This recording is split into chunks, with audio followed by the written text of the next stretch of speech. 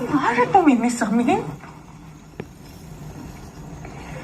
ఆడవేషం కట్టి అమ్మోడు ముందు ఆడితే కోరుకుంది జరుగుతుందంటే నువ్వేం కోరుకున్నావు స్వామి?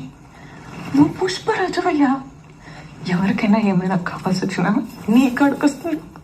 అట్లాంటిది నీకేం కావాలి స్వామి? నువ్వేం కోరుకున్నావు? ఆడబిడ్డ పుట్టాలని కోరుకుంటా.